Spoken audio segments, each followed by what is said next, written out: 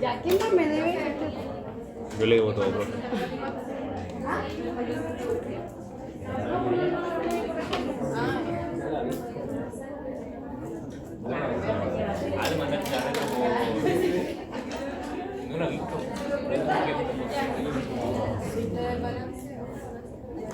Ya. Vamos a leer. La primera era falsa. Sí. ¿Por qué? Porque es un método retrospectivo. Cierren ahí para que ustedes. La segunda era verdadera, la tercera era verdadera. ¿El cuestionario de frecuencia de consumo sirve para evaluar la dieta habitual de una persona a largo plazo? Sí. El recordatorio de 24 horas es importante utilizar modelos de alimentos, fotos de porciones para mejorar la precisión. Sí. El recordatorio de 24 horas es el mejor método para evaluar el consumo de alimentos que se comen de forma ocasional. No. Porque para eso es el día del Para elaborar las hojas de balance de alimentos se deben realizar encuestas anuales a una muestra representativa de hogares chilenos para registrar detalladamente qué alimentos compraron durante el mes. Es falso. Sí. Las hojas de balance de la FAO no utilizan encuestas locales. Eso era normal. La encuesta de presupuesto familiar. ¿Por qué se justifica otra cosa? Mitad de punto. La encuesta de presupuesto familiar permite estimar la ingesta real de alimentos de cada integrante del grupo familiar, ya que detalla ya. Y el gasto económico y la compra de alimentos del hogar. Para la evaluación de la ingesta de alimentos a nivel poblacional, se puede utilizar como sinónimo el término de ingesta, disponibilidad y compra de alimentos. También era falso. La disponibilidad se mide por la hoja de balance, ya tenía otra como contenido importante que no tenía que ver justamente el término de ingesta. El 8. Un análisis cualitativo permite identificar tipos de alimentos consumidos y hábitos alimentarios. ¿Verdadero? A diferencia de la evaluación individual que busca el diagnóstico y tratamiento de un paciente, la evaluación a nivel poblacional tiene como objetivo identificar patrones para diseñar, implementar y evaluar políticas públicas de salud. ¿Verdadero? Y la última, un patrón alimentario saludable y sostenible es aquel que incluye productos novedosos como el agua de coco, que Más falso que mi abuela. No era verdadera. ¿Cómo? Ya, pero esa la pueden pegar, sí. Pero ¿Cómo va a ser eso? No, tiene que ser sostenible, equilibrada, económica, sustentable. ¿Te gusta cuando se ponen así comprometidos?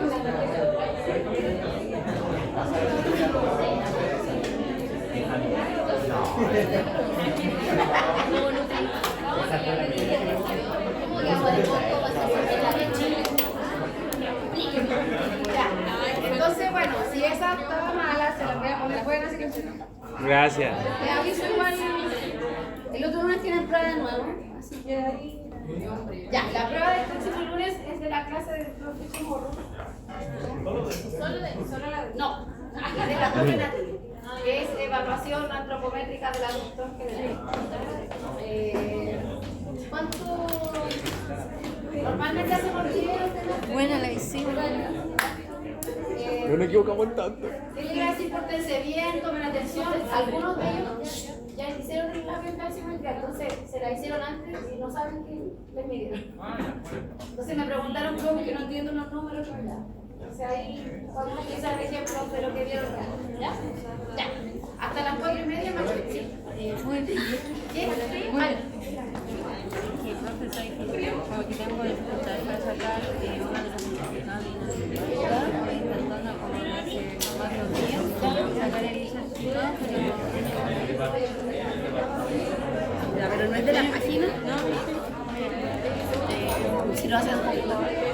Voy a intentarlo en la tarde, pero si no me... Yo creo que es como del navegador. Me tiene que resultar. ¿Te paso mi computador? Mañana lo traigo. ¿Pero qué tengo que estar haciendo? ¿Te paso la tablet después, te tinca? Saliendo de la... Ay, es que tú tenés clase después de la tarde, a las 6. ¿Ya? Después de esa yo te lo paso, es que tengo que anotar. Ya. Bueno, ahí te lo paso y así. ¿Ya? Bueno, no, pues le gracias. Después lo pueden ver. Ya. A pelear.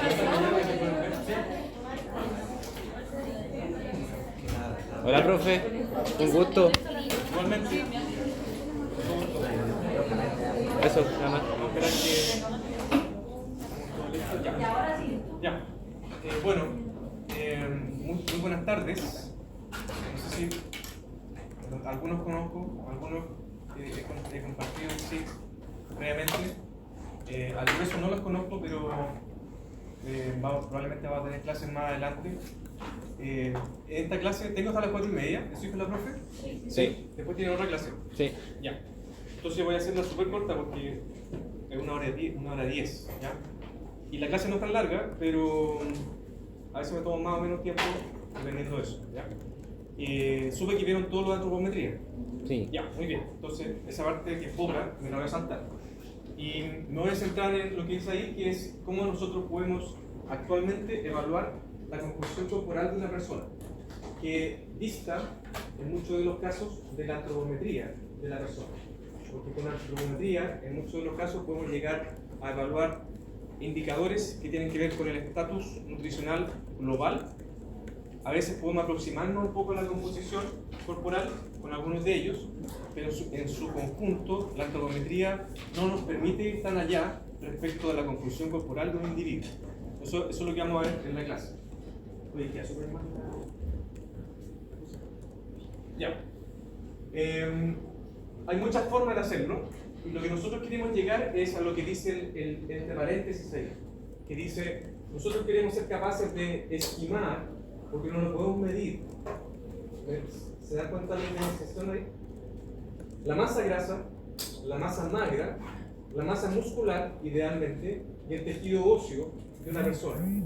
Ojalá pudiéramos tener todos esos 4 componentes, siempre. El problema es que no siempre es posible.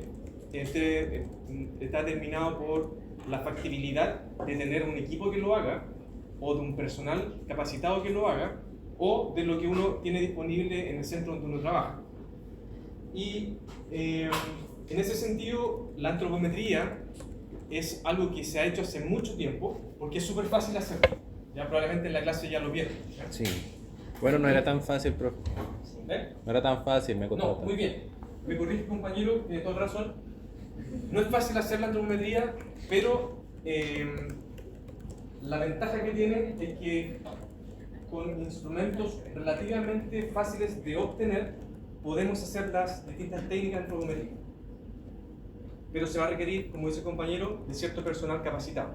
¿Ya? Bien. Entonces, esto lo va a avanzar súper rápido, en el sentido de que lo que más usamos en nutrición es el índice de masa corporal. Ustedes ya lo vieron, saben lo que es. El problema, a ver, una persona que me levante la mano y me diga por qué es bueno el IMC. Ya. Porque cercano a 30 podemos diferenciar si una persona tiene problemas de hipertensión o cardiovasculares por su obesidad.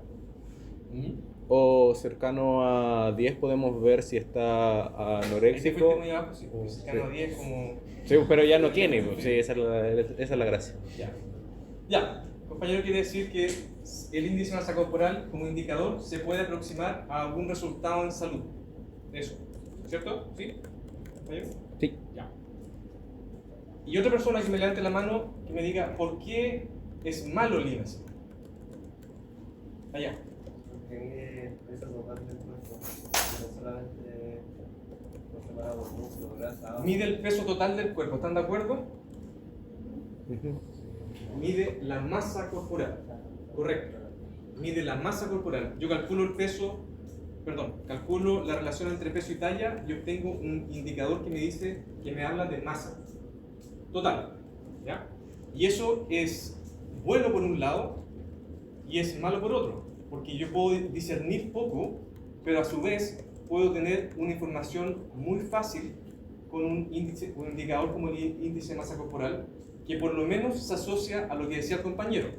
¿Por qué todos lo usamos? Porque es rápido. ¿Por qué más?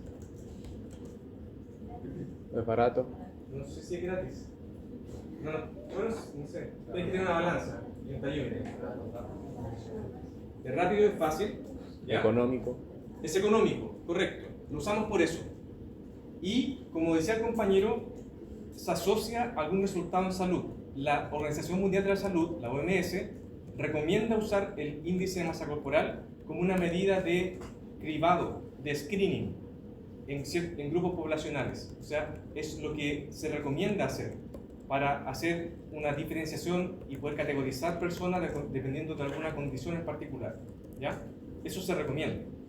Pero tiene sus dimes y diretes. ¿Ya? Factores como el género, la etnia de un individuo, la edad o el nivel de actividad física condicionan mucho el índice de masa corporal. Acá a la derecha está otra técnica que tenemos para medir estado nutricional o composición corporal, que son los pliegues cutáneos que ustedes ya vieron. Y los pliegues cutáneos, ¿a qué apuntan? ¿Qué quieren determinar? Capacidad del tejido y elasticidad. No. ¿Cómo es? ¿Qué pretende estimar? La cantidad de tejido adiposo. Correcto. Tejido adiposo o grasa corporal. Eso es lo que quiere decir determinar el pliegue. Pero para hacer pliegues es complicado. ¿Alguien ha hecho pliegues?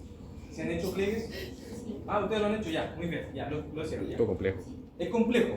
¿Por qué? Porque se requiere un operador entrenado en la medición. No, ustedes no están entrenados, por supuesto, pero se pueden entrenar. ¿Ya? Hay gente que se certifique todo. ¿Ya? ¿Cuántos pliegues se miden? Uno, ¿Cuatro? ¿Cuatro? Depende, bien compañero, bien. Pueden ser 8, pueden ser 6 o pueden ser 4. Yo diría que el mínimo es 4, que decía la compañera. ¿Ya? ¿Por qué hay mínimos?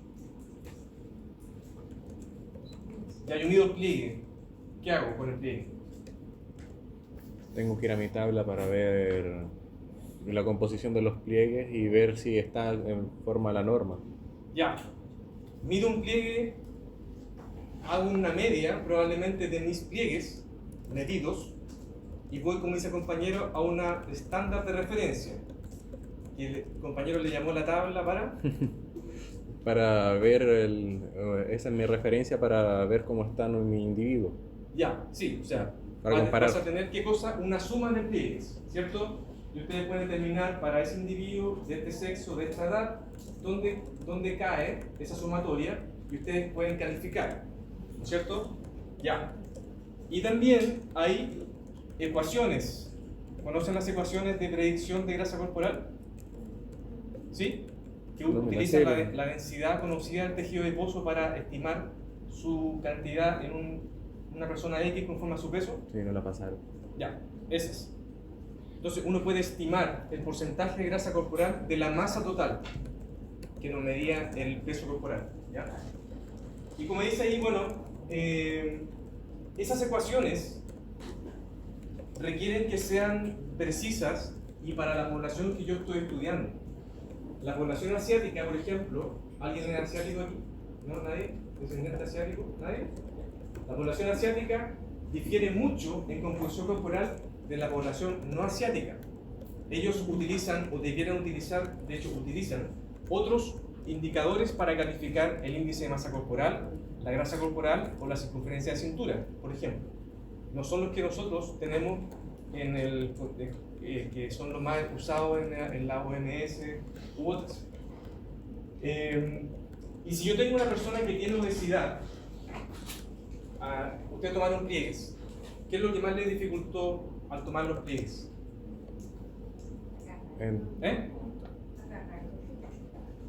Tomarlo, ¿cierto? Entre Cuando menos ustedes lo tejido agarran el adiposo, pliegue, más difícil. cuando ustedes lo agarran, ¿qué tienen que hacer?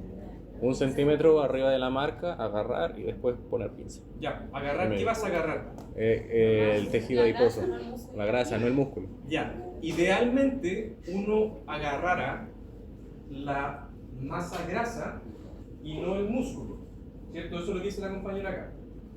Pero hacer eso es difícil, sobre todo en personas que tienen obesidad. ¿Por qué? Porque las personas que tienen obesidad tienen más masa y más grasa. Dependiendo de la persona, si ustedes se posicionan en el bicipital, por ejemplo, discernir lo que es grasa de lo que es tejido conectivo o tejido muscular es muy difícil, ¿ya? En un individuo delgado, no sé, como algunos de ustedes, probablemente sea menos difícil. Por lo tanto, tiene dificultad propia la metodología del pliegue, ¿ya? Hay otros que son más fáciles todavía, como los perímetros, las circunferencias. Aquí está mostrado el de cintura, pero también tenemos el de cuello. ¿Lo han usado el de cuello? ¿No? ¿No lo midieron? No. Ya, muy mal. Deberían haberlo medido el perímetro de cuello, porque es como el de cintura, pero a nivel superior. La gracia de estos es que son muy fáciles de realizar. O sea, es una cuestión que se ha propuesto es más fácil y de mejor predicción de riesgo en salud que el índice de masa corporal. Y se propone que la cintura sería un mejor indicador. Y también se relaciona muy bien con el índice cintura-talla, por ejemplo, ¿ya? Como otro indicador antropométrico. Pero, si yo mido la cintura, ustedes saben que hay dos criterios para medir cintura, ¿cierto? ¿Se recuerdan? Arriba de la cresta ilíaca. Correcto. El nanes, nosotros le decimos nanes, pero se llama NHANES, por si acaso. Que el nanes, no, la cresta se llama NHANES, ¿ya? Como dato formativo, digamos. Entonces estamos claros. Uno es en la cadera, ¿cierto? En la cresta ilíaca, el otro es en el punto más angosto entre ambos puntos anatómicos, ¿ya? Pero yo mido cintura y yo mido todo el perímetro de la cintura de un individuo, nada más que eso. Por tanto, yo no sé qué es lo que hay dentro de ese perímetro. O sea, la grasa que es más subcutánea, que sabemos que no es tan perjudicial como la que es más entre vísceras o entre músculos o entre otras circunferencias, por ejemplo el muslo. A todo esto, ¿por qué eso es así?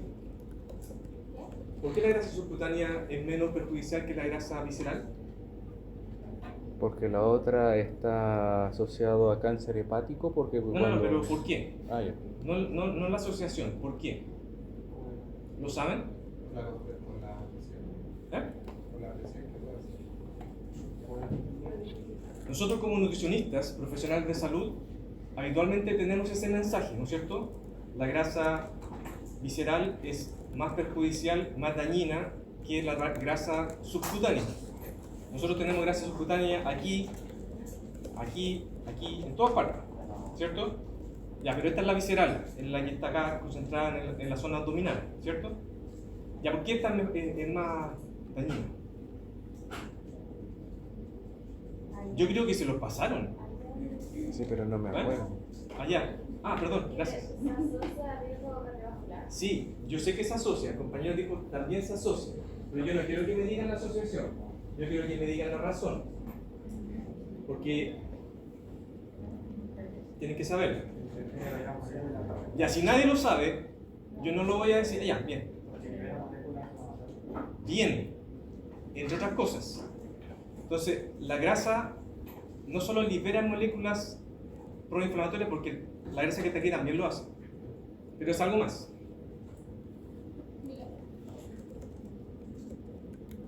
Si un tejido adiposo se exacerba y la persona tiene 35% de grasa corporal, ocurre lo que dice el compañero, que la grasa se transforma en un tejido proinflamatorio que echa a perder la señalización de ciertas moléculas que transmiten, por ejemplo, regulación del estatus energético. Ya, pero hay algo más que la grasa visceral tiene distinta a la grasa subcutánea, y eso les va a quedar de tarea para la casa. ¿Ya? Porque ustedes tienen que saberlo como nutricionistas, ¿sí o sí? Ya, pero lo que yo quería decir es que el perímetro cintura es muy bueno. ¿Por qué? Porque se ha demostrado que se correlaciona mucho mejor con el riesgo cardiometabólico o con el riesgo de enfermedad coronaria. Algo le estaba diciendo yo de la grasa. Claro, la grasa nosotros siempre decimos que es más perjudicial, menos perjudicial, siempre lo asociamos, como dicen los dos compañeros acá, con el riesgo cardiovascular, básicamente, con el riesgo cardiometabólico.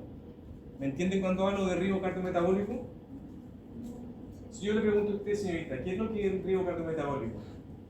¿Sí?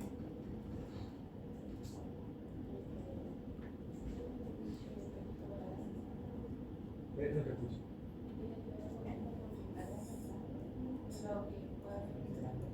¿No? ¿Quién me puede decir qué es lo que es el riesgo cardiometabólico? Oye, la clase se nos va a hacer terrible larga. Porque han escuchado el concepto. Ya, bien. Si están delante de una persona en la consulta nutricional y esa persona dice, ¿me puede decir qué es lo que es el riesgo cardiometabólico?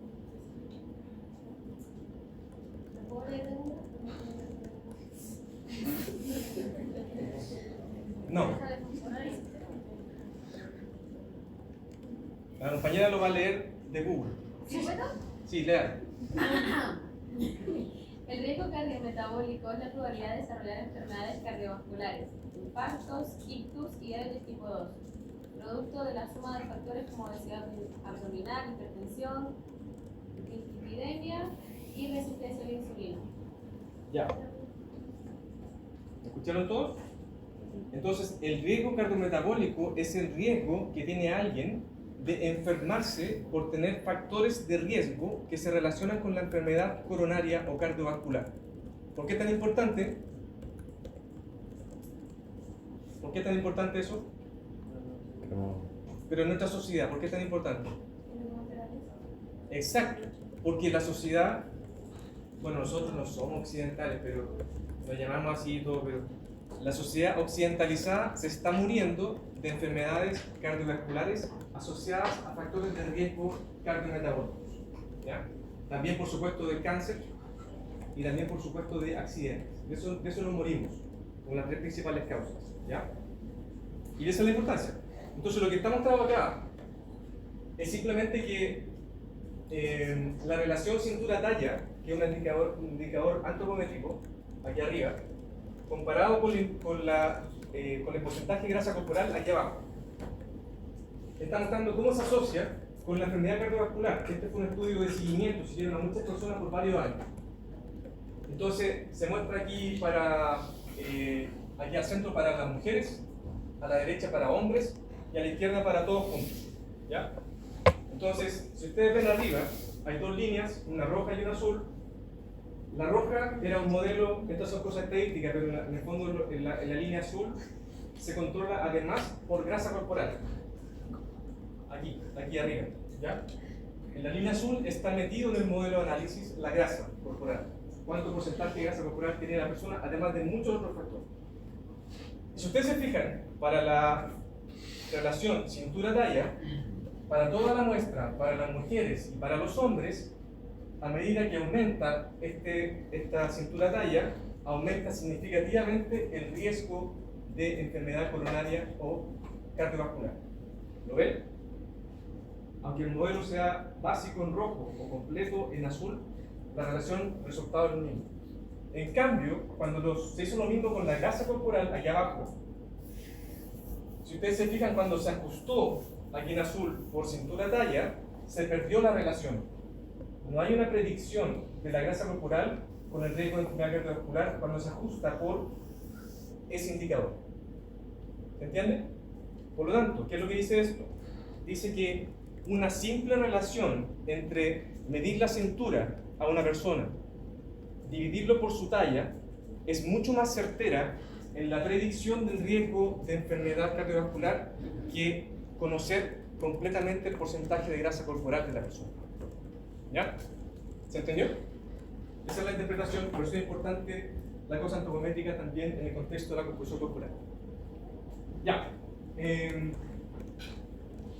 Pero bueno, respecto a la composición corporal hay clasificaciones o niveles, por así decir. Podemos ir del nivel más básico de elementos a nivel atómico hasta el nivel más completo a nivel de cuerpo, pensando en un organismo como el ser humano. Entonces, si nosotros estamos acá, ¿no es cierto?, nos podemos subdividir en segmentos. Y eso es lo que hace la composición corporal. Habitualmente divide la composición del peso corporal o de la masa en segmentos corporales. Y estos segmentos están compuestos además por moléculas, ¿no es cierto? Nosotros somos gran parte agua, que es lo que está mostrado aquí como agua sola. O 73% del peso corporal de un adulto se estima que es agua corporal total, en un adulto bien hidratado, por supuesto, ¿ya? Este porcentaje es mayor en las guaguas y va disminuyendo conforme aumenta la edad. Pero ustedes saben que en un modelo más complejo tenemos grasa, masa libre de grasa, glicógeno, componente mineral óseo y proteína. Si uno lo quisiera dividir así. ¿Ya? ¿Qué es lo que llama la atención de esto? Que estas dos son reservas corporales, ¿no es cierto? Ustedes saben que la grasa reserva energía de corto y largo plazo, el glicógeno reserva de energía en el corto plazo. Y uno intenta estimar qué cosa. Bueno, ojalá podamos saber cuánto mineral tiene la persona. Ojalá podamos saber cuánta masa libre de grasa tiene la persona. Y ojalá podamos saber cuánta grasa tiene la persona. Saber cuánta proteína tiene la persona es poco probable, pero podemos estimar la masa muscular de la persona. ¿Ya? Entonces, de eso se trata, de hacer estimaciones que ojalá sean lo más certeras posible. ¿Ya? Bien, entonces para eso hay métodos que son directos y hay métodos que son indirectos. Como dicen aquí arriba, si una persona se muere inmediatamente y se le pudiera medir su composición corporal, sería el método directo por excelencia, ¿ya? Porque yo podría medir, cuantificar sus tejidos, ¿ya? Se ha hecho eso, pero no es practicable en la vida diaria. Por supuesto. O análisis de activación de neutrones in vivo, donde se hace un conteo corporal de cada elemento de un tejido X.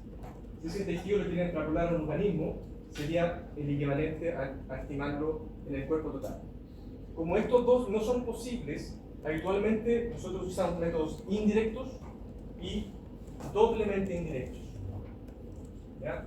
Si ustedes se fijan, cuando nosotros usamos índice de masa corporal, pliegues, cintura o impedanciometría, estamos hablando de métodos doblemente indirectos. Es decir, yo mido algo, tomo algo, hago algo para estimar otra cosa. Por ejemplo, en la bioimpedanciometría, ustedes la conocen, ¿se la hicieron algunos? ¿Sí? ¿Sí? Ya. ¿Qué mido en la bioimpedanciometría? La resistencia que ejercen los órganos a la nutrición. Eso es lo que yo mido, correcto. ¿Y qué es lo que yo estimo en primer lugar? Con base en esa medición, ¿qué es lo que yo estimo en primer lugar? ¿El IMC? No. ¿Eh? No. Estamos hablando de la vía. Es lo que dijo, mide lo que dijo compañero. ¿Qué dijo compañero? Mide la resistencia que ejercen los órganos a la nutrición. ¿No? ¿Mide? Bien, compañera. Pero no mide agua. No, la estima, que es distinto. Lo que midió es lo que dijo el compañero. ¿Ya? Entonces estamos con una primera indirecta. ¿Ya? Con base en lo que está aquí atrás. Ya. Yo estimo agua corporal con la vía.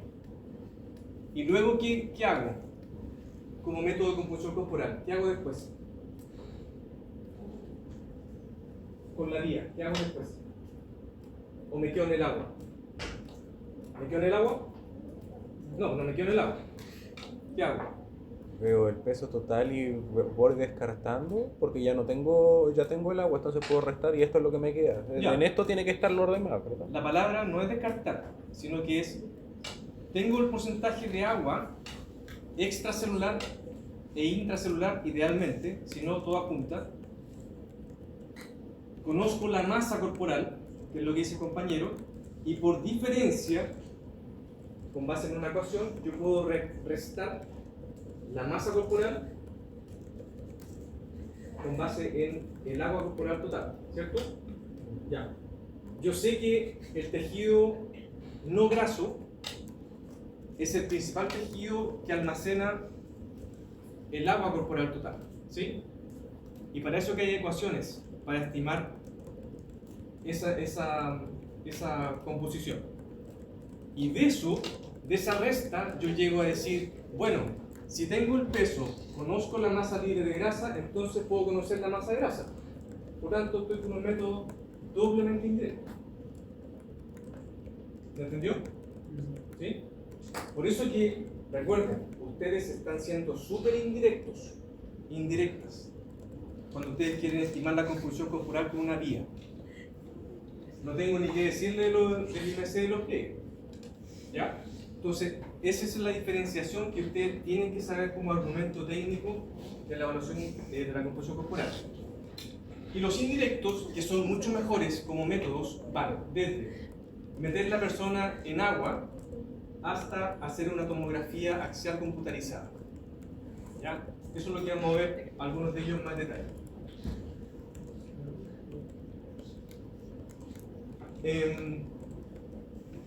Si yo fuese capaz de hacer lo del cadáver, ¿se recuerdan? Sí. Sería lo ideal, pero no puedo. Entonces, yo intento acercarme a la realidad de la composición corporal de la persona con modelos que se conocen como el modelo de 3, 4 o 6 compartimentos. ¿Qué significa esto? Que del 3 al 6 yo le voy incrementando la medición realizada al modelo, que es una ecuación. ¿Ya?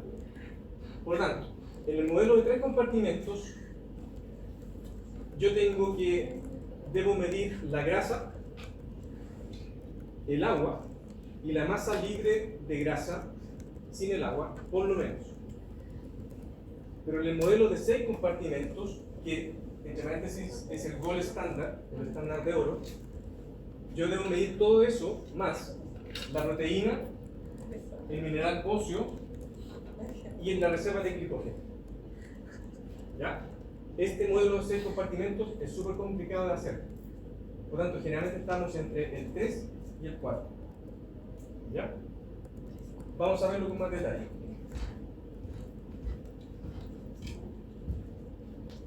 Vamos con el de... ya. Partamos con uno más fácil que es de 2 compartimentos. Entonces, se sabe que el cuerpo humano tiene cierta densidad. Se sabe que los subtejidos tienen ciertas densidades conocidas. Por tanto, yo puedo meter una persona acá en agua, que se llama la hidrodensitometría, y yo puedo estimar su composición en algunos componentes.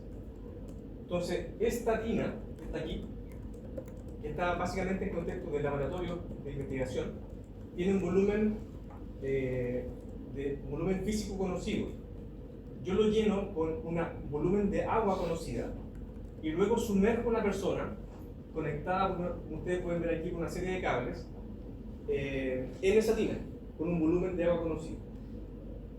La cantidad de agua que esta persona desplaza cuando se posiciona en la tina es un indicador para mí de decir cuál es la densidad o la masa de este individuo con respecto a este volumen conocido. Es el desplazamiento de agua. ¿Ya? Entonces, arriba está puesto que la masa libre de grasa tiene un coeficiente de 1,1 kilogramos por litro como densidad y que la masa grasa es menor. Sabemos que la grasa tiene menos densidad que la masa libre de grasa. Esta es de 0,9. ¿Conocen la fórmula de Chiri? ¿No? ¿No lo usaron para los pliegues? ¿No? Ya. La fórmula de Chiri me permite estimar la grasa corporal, porcentaje, como un factor 4,95 dividido por la densidad menos 450 por 100. Por tanto, yo puedo despejar la densidad que es masa dividido por volumen. ¿Ya? Por lo tanto, yo, conociendo la densidad de esta persona, yo puedo estimar su porcentaje de grasa corporal. Dado que conozco los coeficientes de densidad de los distintos tejidos corporales. ¿Ya? Y lo que está acá a la derecha es el otro método densitométrico, que es la pletismografía. Ustedes ven aquí que hay una cámara cerrada. La persona se pone adentro con ropa interior, con un casco, que es como una cosa como de natación. Pero el concepto es el mismo, solamente que acá el desplazamiento no es de agua, sino que es de aire. ¿Ya? Yo conozco la masa, conozco el volumen de este espacio, conozco su densidad, y por tanto cuando algo se mete dentro, yo puedo conocer la densidad de ese algo. ¿Se entiende? Entonces es el desplazamiento de aire el que yo mido, ¿ya? En un volumen conocido.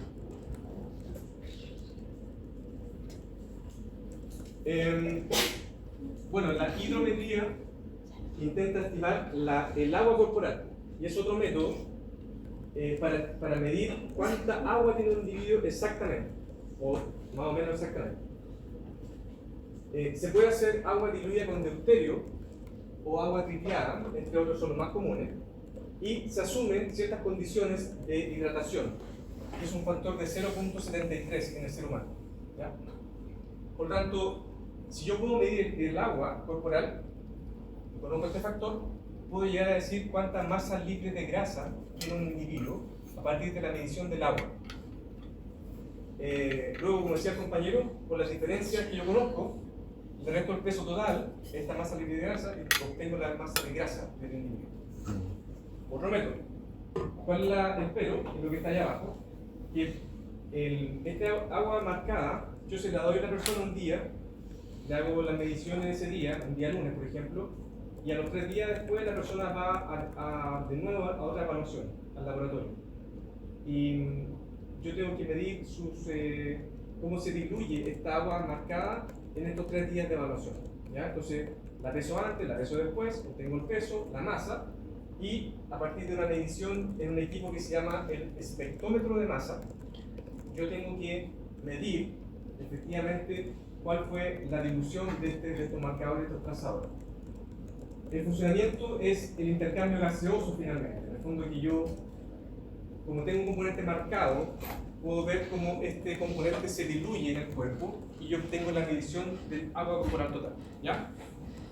Ese es otro método que es común, pero tiene el pero de que el equipo es muy caro, ¿ya? 3 compartimentos. ¿Conocen el equipo DEXA? ¿No? ¿Tampoco? Ya. Este es un método modelo de 3 compartimentos.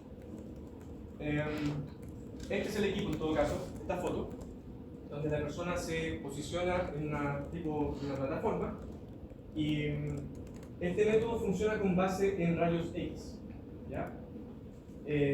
Tal cual las radiografías, pero la radiación es muy baja, es como una 10ª parte de una radiografía de tórax.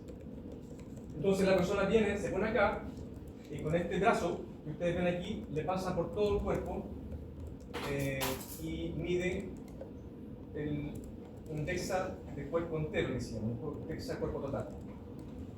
¿Cómo funciona esto? Ahí está un poco explicado, pero en el fondo esta plataforma, con este brazo, emite energía de rayos X en 2 frecuencias, por eso se llama dual. Y cuando la emite y va pasando por el cuerpo, los rayos X se atenúan. Y uno construye lo que se llama un coeficiente de atenuación. ¿Por qué? Porque el hueso, la grasa y la masa libre de grasa no atenúan los rayos X de la misma forma. Como ustedes lo ven aquí, desde el hueso hasta la grasa, la atenuación disminuye significativamente. Es decir, el hueso o la masa ósea es lo más resistente al paso de los rayos X. ¿Se entiende? Eso. Entonces, por eso que se utilizan dos tipos de energía, de baja y alta energía. Y y nada, y uno pasa por todo el cuerpo y se barre todo el cuerpo y se pesa la persona y sostiene lo que vamos a ver más adelante. Pero esta es la base del funcionamiento del DEXA, que es absorciometría de rayos X de doble energía. Eso es.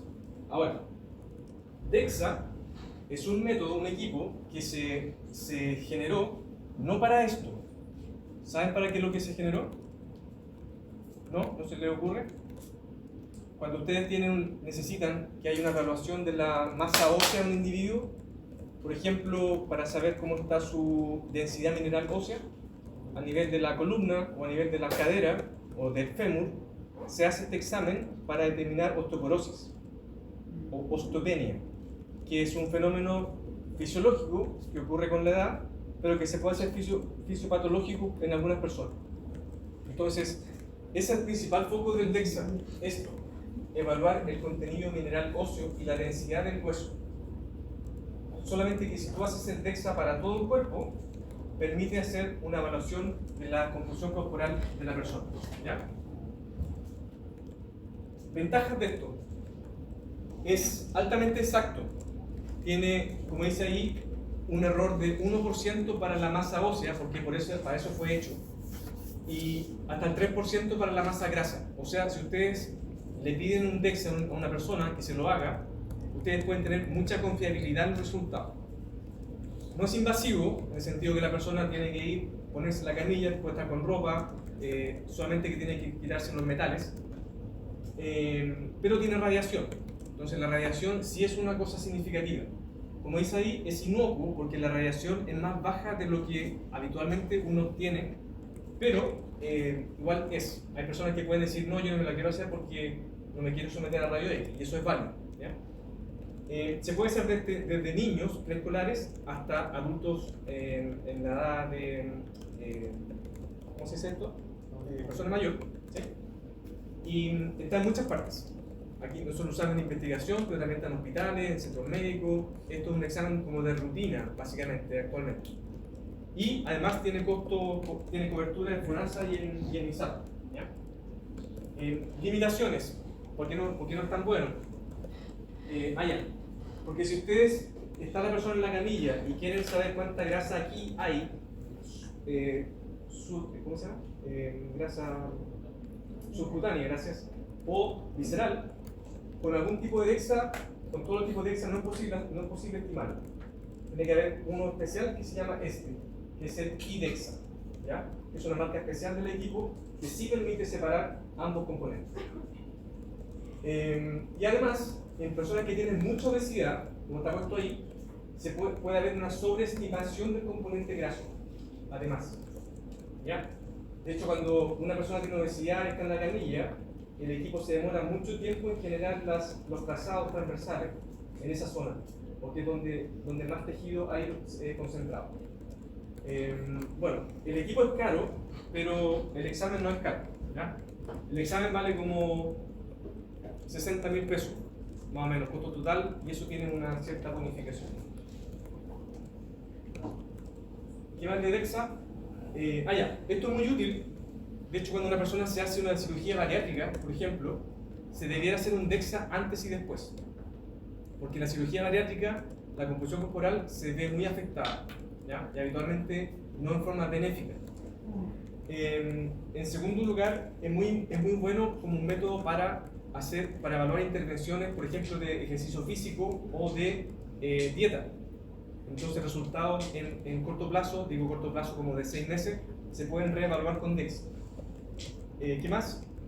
Eso ya lo dije. Y lo último, entonces, con DEXA yo puedo medir la masa muscular. ¿Sí o no? No puedo. Muy bien, no puedo. Con DEXA yo puedo estimar la masa libre de grasa, que es una vara. Y en la masa libre de grasa ustedes tienen la masa muscular.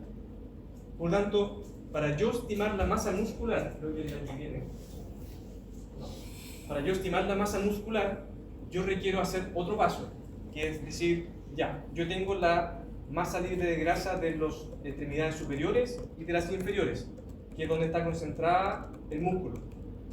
Con base en esos 4 segmentos, yo puedo utilizar una ecuación que hay para hombres y mujeres y puedo estimar la masa muscular de esa persona con base en su peso.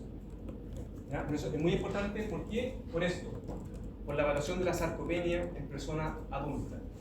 Y eso es muy bueno porque actualmente la sarcopenia ha empezado a edades mucho más tempranas. No sé si lo han tocado ver, pero lo van a ver más adelante. Y eso es muy útil en la clínica. ¿Ya? Eso es muy importante. Ahí está la diferencia entre la masa visceral y la masa subcutánea. No todos los DEXA lo pueden hacer. Y esta es la relación entre la masa muscular. Entonces hay una ecuación que es esta. Bueno, esta es la referencia, pero la ecuación está dada por esta. La MMA es la masa muscular apendicular. Eso es lo que yo les dije de las extremidades superior e inferior. Y hay una ecuación que está propuesta y tiene una muy buena correlación, si ustedes se fijan.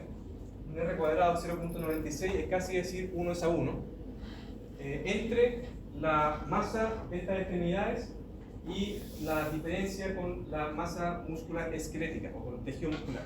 Entonces, a medida que esta aumenta la otra también, o sea, están midiendo lo mismo básicamente. ¿Ya?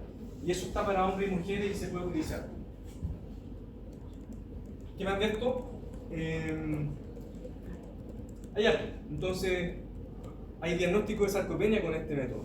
Entonces, eso es muy importante porque ustedes tienen grasa, hueso y músculo que pueden estimar con este método. ¿Ya? Y hay punto de corte según la edad y según hombres y mujeres. Eso es lo que uno ve en el examen. Yo lo puse con más detalle porque acá está la persona en su parte ósea y blanda. Aquí es una persona X y primero se evalúa la parte ósea, que es el gráfico que ustedes ven acá, y el punto de la persona, que en este caso está en la parte verde oscura, que indica que está por sobre el promedio de densidad mineral ósea para la edad que tiene ella o él, que no me acuerdo bien, tiene como 35, 36 años, entonces está por sobre la media para esa edad puntual. ¿Ya? Y con base en este examen también,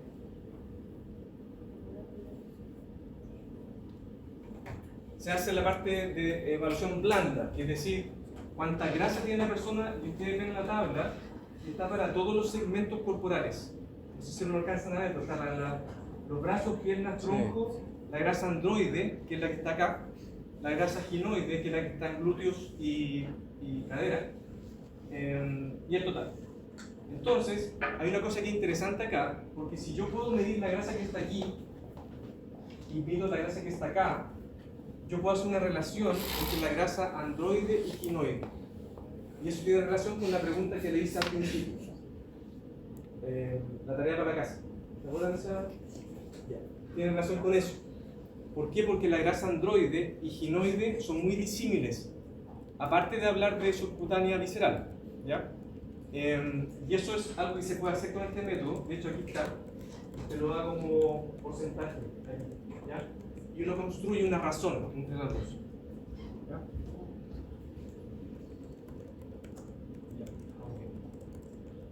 Ahí. Entonces, aquí está. La masa muscular, perdón, la masa la masa libre de grasa de las dos piernas y de los dos brazos se suma y sostiene en la masa muscular apendicular. Eso es lo que está allá. Entonces se calcula el índice de masa muscular apendicular y luego con la ecuación que le mostré se calcula la masa muscular total. O sea, yo puedo saber cuánto músculo yo tengo en una ecuación, ¿no es cierto? Puede tener sus fallos, pero es una buena estimación respecto de cuánto músculo la persona puede tener respecto de su peso. ¿Ya? Finalmente el DEXA. Recuerden, con DEXA es 3 compartimentos. ¿Cuáles son? Grasa, óseo, masa libre de grasa. Correcto. Hasta ahí llega el con DEXA. Lo del músculo es una estimación adicional. ¿Ya? Si ustedes son capaces, por ejemplo, de hacer un DEXA y hacer un agua doblemente marcada y estimar agua corporal total, pueden tener un modelo de 4 compartimentos, lo cual sería muy idóneo para la evaluación nutricional. Tendrían hueso, agua, grasa y tejido blando.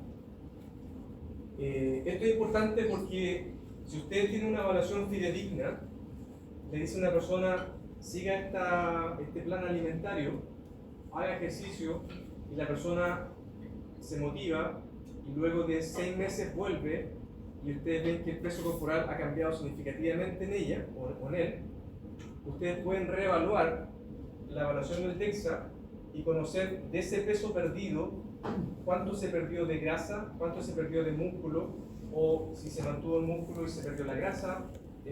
Pueden ir viendo variaciones en la composición corporal, ¿ya? Lo cual es muy útil. Eso. Y bueno, como les dije, lo último es que es el método de gold estándar para tu conocimiento. Ya. Los doblemente indirectos, brevemente. ¿Dudas hasta acá? ¿No? ¿Está todo claro? Ya. Excelente. La bioimpedancia o la impedancia bioeléctrica. ¿Esta la han visto? ¿No? ¿No se la han hecho? ¿Nadie se ha hecho una vía? ¿Tú te hiciste una vía? Yo me hice. Ya, algunos se la han hecho, pero no han tenido, no la han visto en clase. Ya. Bueno, la vía es mucho más fácil que hacer un test. O sea, ¿alguien se ha hecho una vía, no acá en la U, pero fuera? ¿En un gimnasio, en una farmacia? ¿No? ¿Nadie? Ya. Para hacerse una vía, como en todo examen, en realidad hay ciertas consideraciones, pero es súper fácil de hacer. Eso quiero decir, en primer lugar. O sea, de hecho, hay una balanza que son de pie, hay una balanza que son así, no sé si la han visto, eso también es vía. O hay como lo que hiciste compañero, probablemente, que son con electrodos, que se unen a ciertos puntos de la mano y del pie, y uno hace un circuito eléctrico que es lo mismo, como esto mismo o la balanza de pie.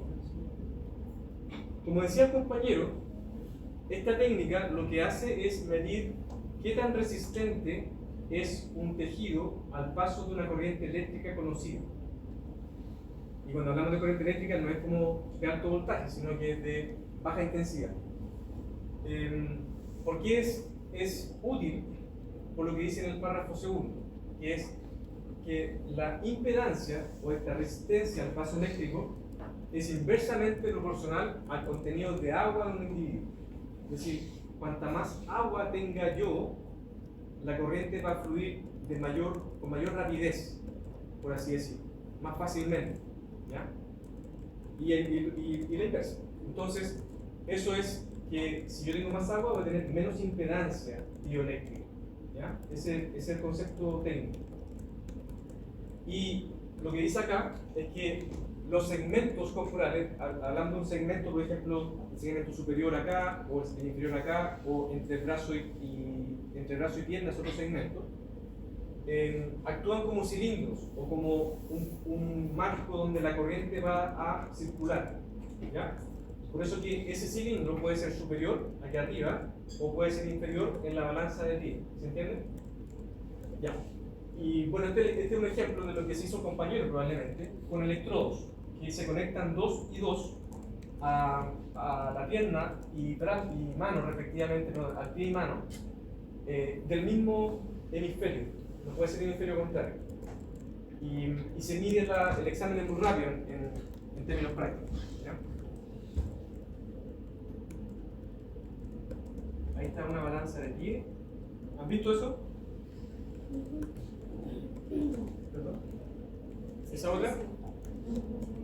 Ya, pues aquí lo único que hace esto es mandar un impulso eléctrico. Si es de pie, el impulso eléctrico llega de pie hasta la cadera y baja. O sea, las dos piernas actúan como cilindro. Si es de mano, lo actúan los dos brazos.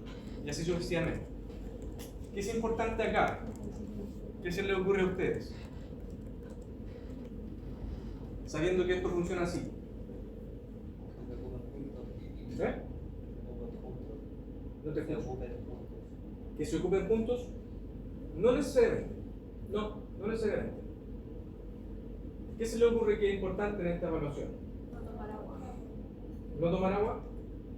La menstruación. ¿Cómo dices tú?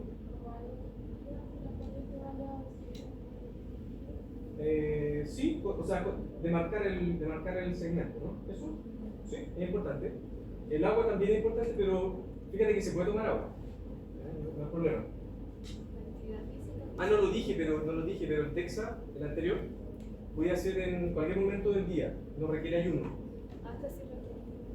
Esta sí requiere ayuno. ¿Ya? Entonces, no es que no se pueda tomar agua, sino que se requiere que se tome en algún tiempo, con algún tiempo de anticipación. ¿Ya? Ahora, más que eso, pero por ahí va, es que este examen, o sea, esta técnica, es muy dependiente de la hidratación del individuo. Entonces, previo a la evaluación, en rigor, no se debe realizar ejercicio físico, no se debe consumir alimentos, y los días previos se debiera mantener una rutina más o menos estable de hidratación. Es decir, no tiene que haber una sobrehidratación, así como tampoco que la persona no tome agua. ¿Ya? ¿Por qué? Porque va a falsear los datos, básicamente. ¿Ya? Y la vía, el periodo de ayuno debería ser por lo menos de 4 horas, como mínimo. ¿Ya? Pues si es más, un poco mejor, pero 4 horas está bien. Y por tanto se puede hacer en la mañana y en la tarde, está lo mismo, ¿ya? Pero con esa consideración. ¿Ya? ¿Qué más? También se puede, hay otro equipo que esta se conoce como octopolar, en donde se utilizan 8 electrodos. Y los electrodos en este caso es un equipo digital. La persona se apoya en sus 2 manos y en sus 2 pies. Por tanto, se construye un cilindro más completo, que es como si la persona tuviera 8 electrodos puestos en sus manos y pies. ¿Ya? Este método es un poco más caro, pero también es cada vez más frecuente. ¿Qué es ese equipo? O sea, es una variación del equipo. Entonces, estas son las frecuencias que se utilizan en Hertz, desde 1 hasta 500 Hertz, kilohertz. Y se evalúan esos 8 segmentos, pero el examen, como dice ahí, es muy rápido. O sea, la evaluación, no sé cuánto te demoraste tú, compañero. ¿Cuánto se demoró el examen del día? La medición. 10 minutos en total, en todo. ¿Sí? Entonces, es muy rápida la obtención de la información. ¿Qué más? Ya. Me hice la guía, ¿cierto? Se hizo el examen, pero yo requiero conocer ecuaciones que me permitan estimar lo que yo quiero saber. Y estas son las ecuaciones de regresión para estimar la composición corporal. Entonces, estas ecuaciones se basan en lo que yo ya les dije, y también, por supuesto, en el agua corporal total o la densidad corporal, que eventualmente pudo haber sido medidas o no.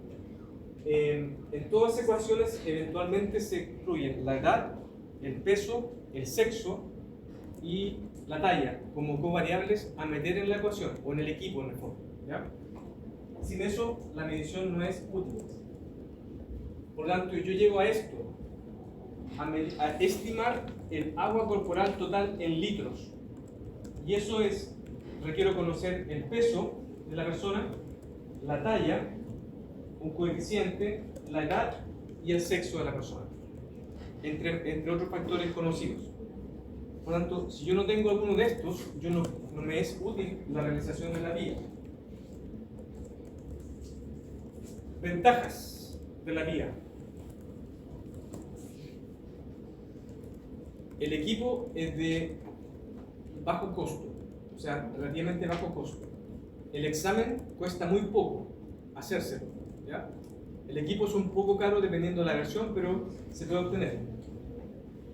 Hay equipos vía que son portátiles, es decir, ustedes pueden hacer una medición ambulatoria, no necesariamente en un centro médico de vía, de bioimpedancia.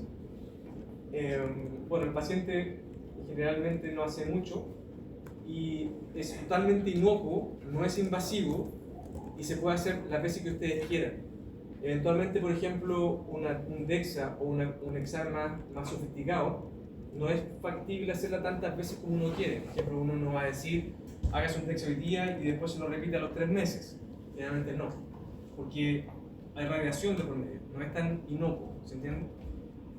El resultado inmediato, y hay ecuaciones de predicción para todos los grupos etarios en general. Hay desde niños hasta personas mayores. Y fíjense que la vía es altamente reproducible. ¿Qué quiere decir eso? ¿Qué quiere decir la última frase que está ahí? Que independientemente de que con quién te lo hagas, vamos a llegar a valores casi exactamente iguales al original. Sí, es casi por ahí. O sea, porque no es independiente de quién te lo haga, porque va a tener que haber una persona entrenada Claro. en el examen. Pero en el lugar, yo digo. Sí, sí. Pero si se utiliza el mismo equipo y yo me hago un día hoy y luego me lo repito en 2 semanas, el error por hacerse el examen es muy bajo. ¿Se entiende eso? Porque todo equipo tiene error. Todo equipo está sujeto a una variabilidad intrínseca en la medición. Pero esto para el caso del día puede llegar incluso al 1%, lo cual es muy bajo. ¿Ya? Entonces, es un método en ese sentido reproducible. Eso quiere decir. ¿Ya? Limitaciones. La vía requiere ayuno. Ya les dije yo que puede ser con 4 horas está bien. La hidratación, dijimos, por lo tanto no tiene que haber una sobrehidratación previa, los días previos, quiero decir, tanto hacia arriba o hacia abajo. A la persona se le dan instrucciones a seguir en los días previos. No sé si fue tu caso o... ¿Sí? Ya. ¿Sí? Eso. Se requiere que la persona esté en decúbito supino, al menos en la medición de electrodos, cuando se le ponen los 2 o 4 electrodos. La persona tiene que estar acostada. Bueno, se tiene que haber una buena posición de las extremidades y los electrodos, por eso que tiene que haber una persona que sea entrenada en la técnica. ¿Ya? Bien. ¿Qué más? Más limitaciones. En realidad se requiere que hayan ecuaciones. Y eso es lo más fundamental de todo. O sea, si yo utilizo una ecuación para una población que no es de mi, por ejemplo, etnia, yo estoy falseando los resultados de la composición corporal medida por mí. ¿Ya? Por lo menos tiene que ser para población hispánica o idealmente latina, en el caso nuestro. Si no fuese así, el estándar de referencia no es el adecuado o no sería el adecuado. ¿Ya? A nivel nacional hay ecuaciones que son estas, que hizo un estudio en adultos de varios pesos y tallas, y se estimó la ecuación predictora para la masa libre de grasa con base en vía en adultos chilenos. Este fue el estudio que hicimos acá. Por lo tanto, estos factores que ustedes ven aquí, este 22 punto algo o este 0.48, son factores derivados de mediciones de adultos chilenos, de hombres y mujeres. Por lo tanto, son ecuaciones que resultan predictivas para la población chilena además. ¿Ya? Ahí tienen los datos, pero en general la ecuación funciona bien. O sea, Chile tiene buen estándar en ese sentido. Y cuando se contrastó con DEXA, que son estos 2 gráficos, estos 2 gráficos tienen relación de decir, tengo 2 métodos, y los 2 métodos pretenden medir lo mismo. Si eso es así, y yo comparo los 2 métodos con esta gráfica, todos los puntos que están aquí, que es un examen de una persona, debieran estar cercanos a esta línea, a la línea del 0, para decir que los 2 métodos están midiendo más o menos lo mismo. ¿Se entiende? En el caso de la masa libre de grasa medida por DEXA o vía, fue ese el caso, es decir, los puntos más o menos que se distribuyen cercanos a esa línea. Por lo tanto, quiere decir que los 2 métodos miden más o menos lo mismo. ¿Ya? Y esto es muy importante en la evaluación de la vía, que es el agua corporal donde está. Ustedes saben que hay agua extracelular e intracelular. Sí. Ya. Entonces, si yo tengo un equipo vía que mide solamente uno de estos dos componentes, en la evaluación del agua corporal total es o puede ser sesgada en ese sentido. En general, para medir ambas se requiere equipos de doble o multifrecuencia, es decir, que tengan por lo menos frecuencia baja y alta en el equipo. Y además, por eso que usted, si se hace un día de pie o de balanza o de mano, ustedes no saben cómo están midiendo el agua corporal esos equipos, ¿ya? Por tanto, es muy importante que eso al menos se conozca, y en general uno los tiene cuando tiene más de 4 puntos, 4 electrodos hacia arriba, ¿ya? Y acá está el detalle, en el fondo, con frecuencia de 5 kHz se estima solo el agua extracelular. Ahí está, fuera de la célula. Por tanto, si el equipo solamente tiene ese rango de frecuencia, ustedes no pueden saber el agua intracelular. Entonces, en ese sentido, habría que hacer una derivación de, si ustedes conocen todo el agua corporal y miden una, pueden identificar la otra, pero no es lo óptimo, ¿ya? Eso es. ¿Qué más? Ya. En vía, ¿conocen algo que se llama el ángulo de fase? ¿No? Ya. Uno se hace la vía y obtiene la resistencia o la impedancia, ¿cierto? Que yo le mencioné al principio. Sí. Y la impedancia también se relaciona con otra capacidad del examen, que es la reactancia. Aquí está la impedancia. ¿Sí? Entonces, al hacer esta diferenciación o esta correlación, se obtiene un ángulo que se conoce como el ángulo de fase. Y lo que se conoce desde el punto de vista de salud es que mientras esta relación sea más alta, o digamos este ángulo de fase sea más alto, el resultado en salud es más preventivo, es más hacia el estado de salud o menor riesgo de enfermedad, de nuevo, cardiometabólica. Por tanto, lo que dice acá, un bajo ángulo de fase, es decir, si esta diferencia es más plana, se asocia con mayor complicaciones post cirugía, menor sobrevida en algunas enfermedades varias, no solamente relacionadas con la cosa cardiometabólica, pero en general con mayor morbimortalidad. Por tanto, una vez que uno se hace el VIA, uno puede calcular este ángulo de fase y ese puede ser un predictor de riesgo de morbilidad, lo cual es muy útil para el tamizaje de la población. Ya. De acuerdo. Entonces, si tenemos una persona con obesidad o tenemos una persona con bajo peso y yo quiero saber su grasa corporal, la vía es muy útil porque me permite medir su agua, medir la resistencia, ¿no es cierto? Estimar su agua corporal y calcular los demás componentes.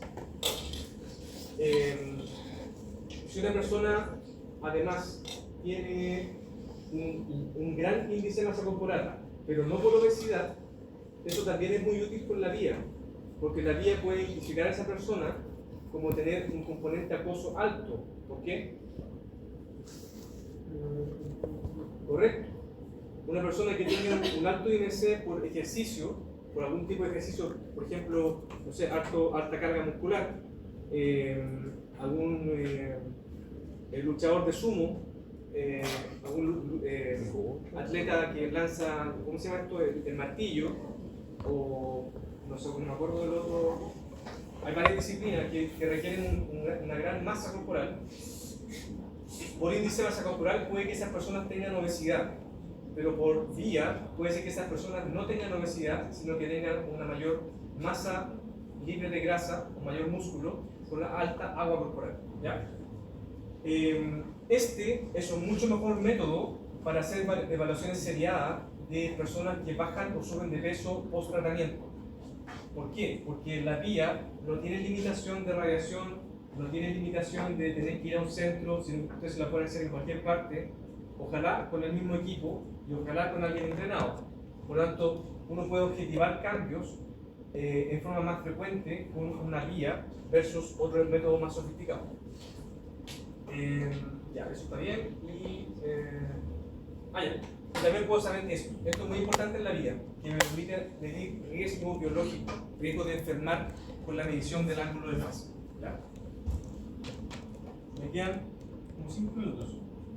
Ya, y finalmente las imágenes. Esto es súper cortito en realidad porque no profundizo en esto porque en general las imágenes no están hechas para medir composición corporal, pero se pueden utilizar para eso porque si se hiciera todo el cuerpo, todo el barrido, se puede llegar a esto, de hecho se utiliza. Este es un corte, ¿no es cierto?, a nivel abdominal de tejido y uno ve tejido adiposo visceral, tejido adiposo subcutáneo y tejido conectivo residual porque, digamos, está presente siempre. Y ustedes ven que, de acuerdo, lo subcutáneo está por fuera, ¿no es cierto?, es más superficial, lo visceral se concentra hacia adentro y resulta. Y adentro están los órganos, ¿no es cierto?, están tejidos que conecta, otros, ¿no es cierto? Por tanto, es difícil aproximarse a esto que no sea con un método más sofisticado, ¿ya? Yo diría que la única opción que tenemos es el IDEXA, que le mostré antes, ¿ya? Con el IDEXA no tenemos una imagen así, pero tenemos al menos una cuantificación, ¿ya? Pero eso es lo que uno quisiera llegar. Entonces, en el fondo, la resonancia nuclear magnética, ustedes la conocen como instrumento de medición, ¿no es cierto? Se utiliza para medir, para obtener imágenes de tejido específico. Ya, si tengo, no sé, alguna lesión a nivel de la rodilla, yo me hago una resonancia nuclear magnética a ese nivel. O se requiere estudiar el tejido cerebral, me hago una resonancia nuclear magnética a nivel de cabeza. Entonces, no se utiliza para hacer un barrido completo, pero sí se puede utilizar, por ejemplo, en la investigación para medir un barrido aquí. Entonces, hacer un corte a nivel de la zona abdominal o, digamos, cintura, cadera pudiera ser, ¿ya? Pero es difícil. Y esto es importante, ¿por qué? Porque ustedes conocen que si una persona tuviese obesidad o tenga obesidad, hay personas que tienen obesidad con un cierto perfil metabólico. ¿Han escuchado eso? Que no toda la obesidad es igual. ¿Ya? ¿Sí? Ya. Entonces, en este caso del que está puesto acá, cuando la obesidad se combina con hipertensión, dislipidemia, inflamación, ¿qué más debería decir yo? Resistencia a la insulina, con esas 4, hablamos que la obesidad es metabólicamente dañina, o lo que se conoce como obesidad clínica. No sé si ustedes más adelante quizás lo van a ver. Que sería como el caso que la obesidad realmente resultara mala, ¿ya? O no deseada.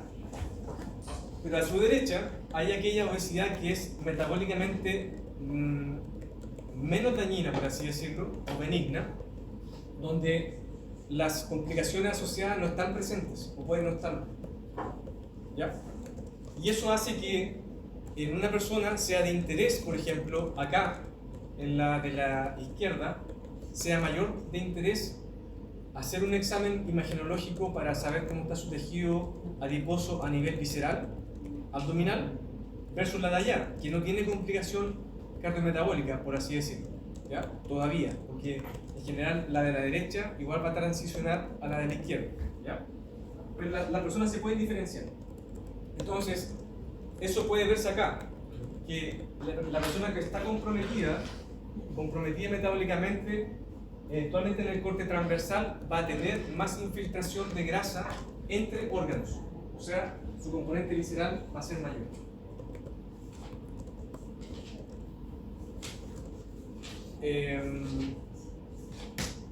Yo hablé de la resonancia nuclear magnética, pero también está la tomografía axial computarizada.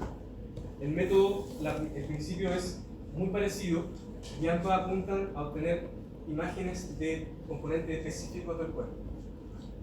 Este es un resumen de la grasa corporal medida por distintos métodos con base en contra del modelo de 6 compartimentos. Yo le dije que era el estándar de oro, ¿se acuerdan? Ya. Entonces aquí está la guía, aquí está Siri de 3 compartimentos, sí. Aquí está DEXA aquí está el modelo de 2 compartimentos y aquí está turning, que es otra estimación de la casa. El 0 representa la línea que fuese lo ideal, porque sería lo mismo que el modelo de 6 compartimentos. Esa es la idea. Entonces, si ustedes se fijan, lo que más se acerca al 0 son estos 3 métodos, que es cuando yo puedo medir por lo menos 2 o 3 compartimentos de la composición corporal, lo que hablamos más o menos en la medianía de la casa. Si ustedes se van por una vía, si ustedes se fijan, la sobreestimación del componente graso comienza a aumentar. Recuerden que la vía es doblemente indirecta, ¿ya? Y si ustedes se van por Durning, que es básicamente los pliegues, también la estimación es, la estimación no es idónea, ¿ya? Eso como resumen. Y hay un resumen final, ¿verdad?, que es más práctico, en el sentido de decir, ya, yo tengo, aquí hay 5 métodos para estimar lo que yo pretendo estimar. Y a su izquierda, en la columna primera, hay variables, por así decirlo, deseables, de bajo costo, simplicidad, rapidez, bajo error o requerimiento de una persona entrenada. Entonces, si ustedes se fijan, el índice de masa corporal la tiene todas buenas, menos, perdón, la tiene todas buenas aquí, o sea, tiene solamente esta buena. El bajo error también es cierto, porque el índice de masa corporal, si yo lo mido hoy o el viernes, me da más o menos el mismo índice de masa corporal. El rápido es simple y es de bajo costo. ¿Estamos de acuerdo? Si nos vamos a la derecha, el DEXA no es de bajo costo, no es simple, es rápido, sí, es rápido, el examen se demora como unos 10 minutos de la vía. Tiene bajo error, eso sí, y requiere alguien entrenado, ¿ya? Esto se requiere hacerlo por alguien que sepa. Pero por ejemplo, la vía, que está aquí al centro, requiere alguien entrenado, tiene bajo error en general intra-ensayo, intra-mediciones, es rápida, es simple y el bajo costo puede ser ahí nomás, porque depende del equipo que uno tiene de la vía, ¿ya?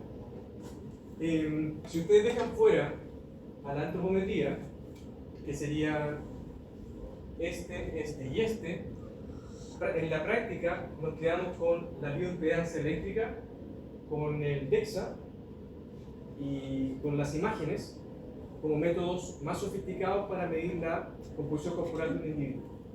Dentro de esos 4, si ustedes descartan las imágenes, yo creo que este método es el idóneo para medir por lo menos 3 componentes de la composición, y tiene sus peros, tiene sus cosas buenas como cosas malas.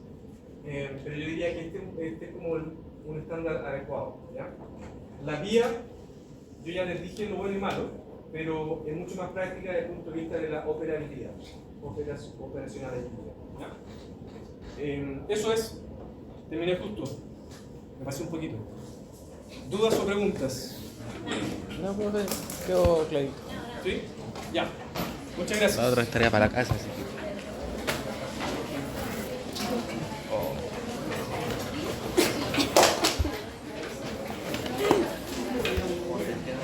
La Caro, ahí en medio del control, ahí todo llanto, tilitilitin.